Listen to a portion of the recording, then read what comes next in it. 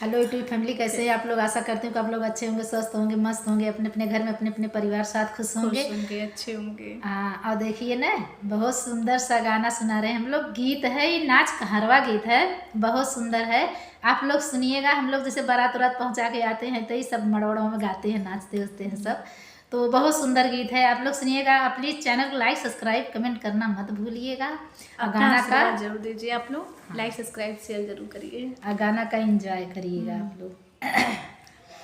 चलिया वैरलिया जुड़त आवे गरदा झूमत आवे ना। चलिया वैरलिया जुड़त आवे गरदा झूमत आवे ना। काचा हरिया से बलमो झूमत आवे ना।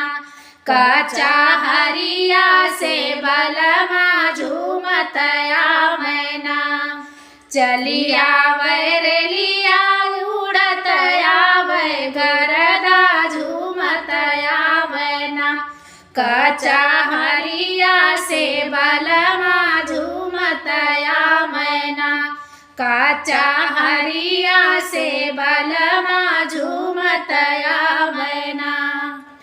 हाली बेगे जेवना बनावा लोरी भौजी भूखल मैना।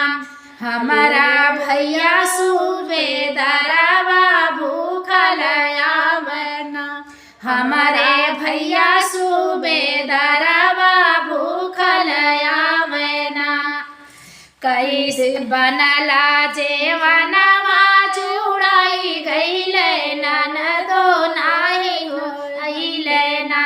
तोहरा भैया सूबेदारवा नाही होइले ना।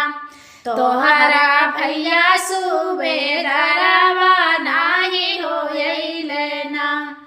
चलिया वैरलिया उड़त आवे गरदा झूमत आवे ना। काचा हरिया से बलमा झूमत आवे ना। काचा हरिया से बलमा झूमत आवे ना। हाली बेगे गेड़ुआ भरावा हमारी भौजी पियासल आवे ना।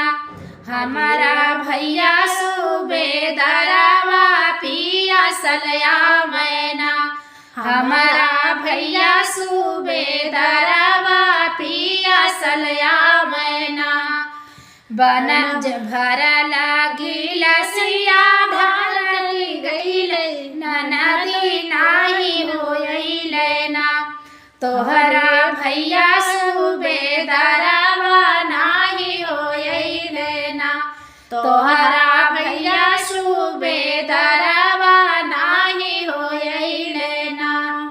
चलिया वैरलिया उड़त आवे गरदा झूमत आवे ना।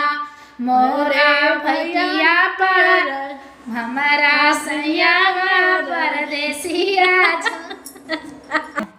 चलिया वैरलिया उड़त आवे गरदा झूमत आवे ना।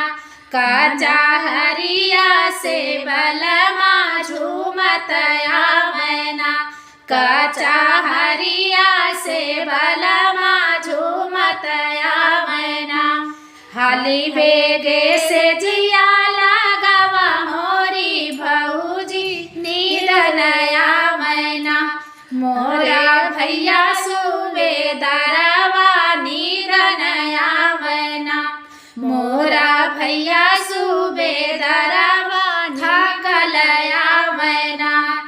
बनला से जरिया गोरे मोरी ननदी नाही होइले ना। दसला से जरिया गोरे मोरी ननदी नाही होइले ना।